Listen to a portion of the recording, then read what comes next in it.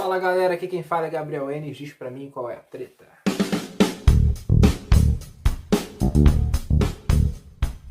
Um aspecto fundamental da cosmovisão cristã, que não deve ser ignorado, é a presença de um poder hostil, um poder contrário ao nosso Deus. Um poder que não é carne nem sangue, mas é espiritual e se opõe a Deus e ao nosso Senhor Jesus Cristo. Se você pensou no diabo, você pensou certo. A cosmovisão cristã entende a existência do diabo como um poder maligno oposto a Deus e a Cristo, e rival de Cristo, que tenta frustrar os planos de Deus, que tenta destruir o homem, infundir dúvida, medo no homem e afastá-lo dos caminhos do Senhor. Nesse vídeo eu hei de falar sobre o diabo, de como ele age, de onde ele age e de qual fim a Bíblia destina para ele. Se você tem se interessado pelo assunto, te convido a curtir esse vídeo e estar compartilhando com os seus amigos.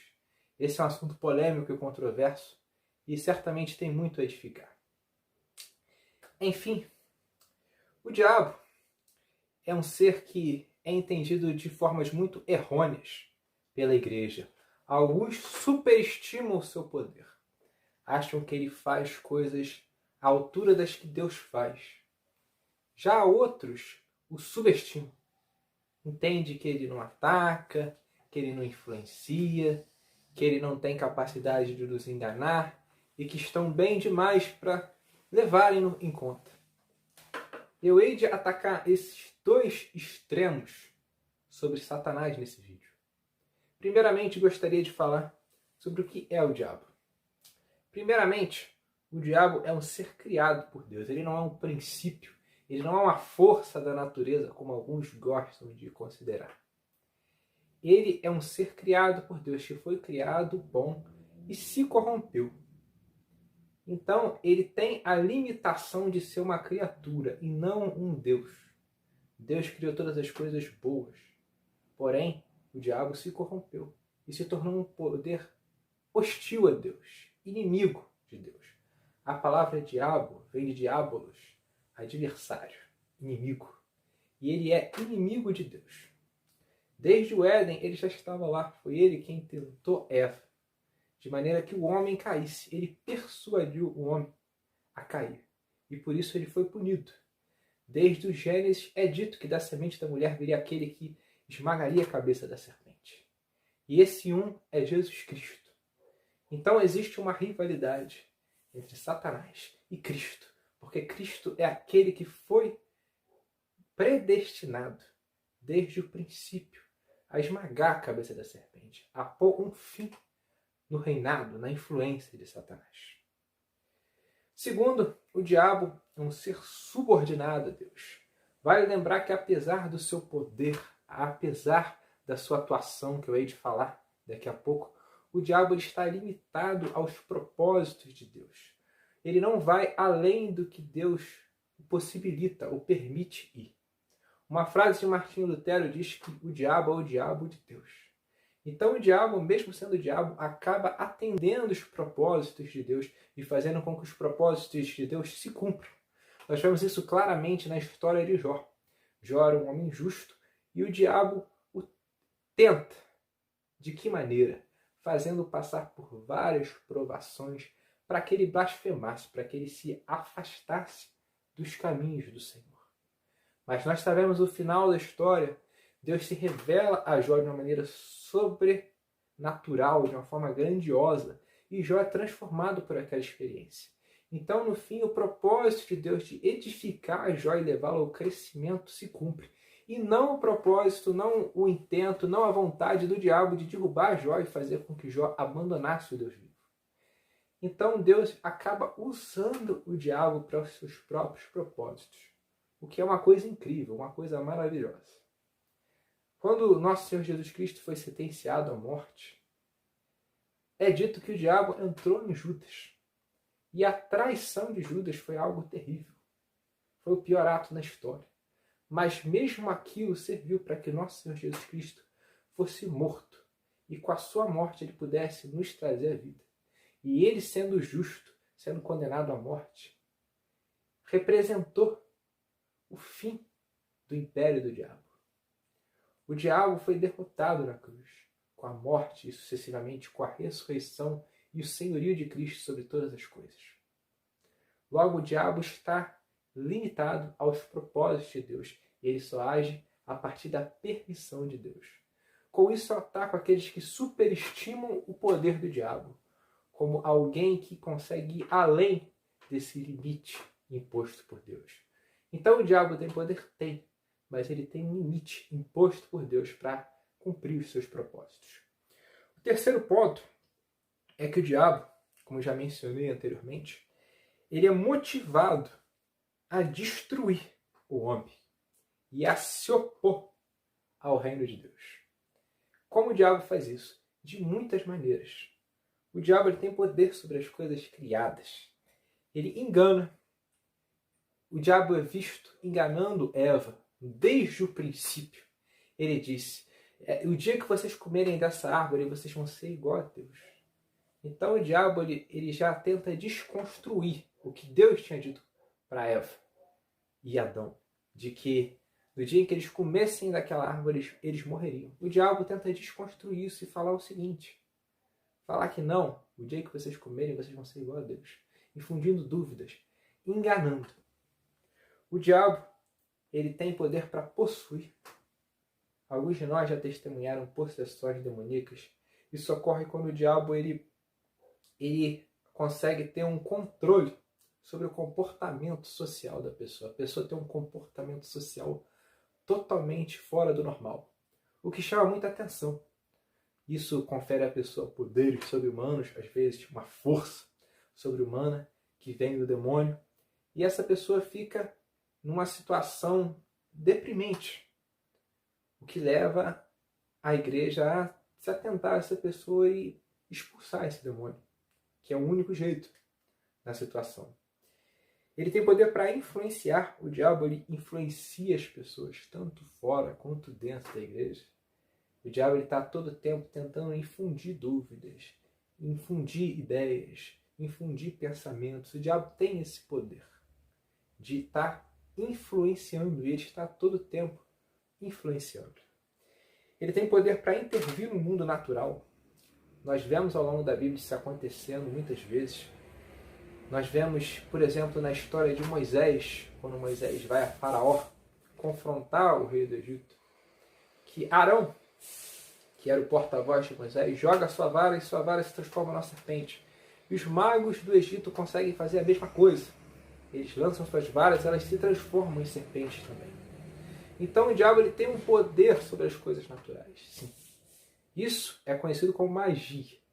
A magia nada mais é do que uma manipulação da realidade, uma manipulação da natureza. E como que isso acontece? Isso acontece com a invocação de poderes demoníacos. O homem não faz isso se não for com auxílio de algum poder espiritual, seja ele o demônio, seja ele Deus. A magia ela é feita com o poder do demônio. Quando Moisés e Arão fizeram aqueles prodígios, fizeram conforme um poder dado por Deus. Para quê? Para atender os propósitos de Deus. Já a magia ela é executada para atender os propósitos do homem, a partir de poderes demoníacos, da invocação de poderes demoníacos. E realizar prodígios. É dito que nos últimos tempos a besta faria até mesmo cair fogo do céu e enganaria muitos com prodígios que seriam tidos por milagres por alguns. Alguns veriam aquilo e falariam, nossa, isso é milagre. Só que esses milagres não são milagres de verdade. São artimanhas para enganar, para seduzir, para levar pessoas a apostatarem da fé no verdadeiro Deus. Então, com isso, o meu ataque é àqueles que subestimam o poder do diabo. O diabo tem muito poder, é nítido. Ao mesmo tempo que ele está limitado à vontade de Deus, ele tem poder sobre as nossas vidas, uma vez que nós não estamos debaixo da proteção do Senhor. E uma expressão que é usada na Bíblia para se referir ao diabo é como o Deus desse século. Mas que tipo de Deus Satanás é? Eu disse anteriormente que o diabo é uma criatura, logo ele não é um Deus. Então, o que a Bíblia diz quando chama de Deus desse século? O diabo, ele reina. Mas ele reina sobre quem? Sobre um reino rebelde ao reino de Deus. Um reino derrotado, por assim dizer. Nós que somos regenerados, que somos transformados, somos santificados, nós fazemos parte do reino de Deus. Mas aqueles que não fazem desse reino são governados pelo diabo. São seduzidos pelo diabo, estão sob a influência do diabo. E o diabo, ele peleja contra quem? Contra os filhos de Deus. A Bíblia fala que o diabo ele anda ao redor como um leão que ruge. O que significa isso? Ele anda ao nosso derredor rugindo, tentando intimidar, tentando parar a igreja, fazer com que a igreja sinta medo, fazer com que a igreja retroceda. O diabo, ele é inimigo do reino de Deus e logo inimigo da igreja.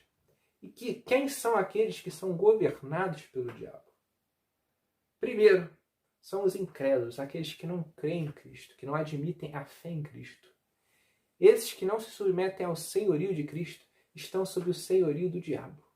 Eles se acham livres, eles acham que fazem o que bem entendem, mas não fazem. Eles são escravos das próprias paixões, dos próprios desejos, e por causa disso acabam servindo aos poderes das trevas, às potestades e principados que habitam nas regiões celestiais. É dito por Paulo em Efésios. Essa é uma expressão para se referir aos demônios. Os antigos acreditavam em magia branca e magia negra. A magia branca contava com a invocação de espíritos celestiais, que eles julgavam celestiais. Então, essa magia invocava espíritos do ar, espíritos das regiões superiores, enquanto a magia negra invocava espíritos das regiões inferiores, do inferno, da morte, da noite, por aí vai.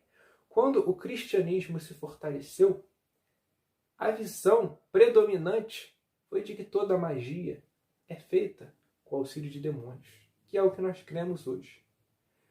Logo, os pagãos, os incrédulos, eles estão debaixo dessas influências dos demônios, de Satanás.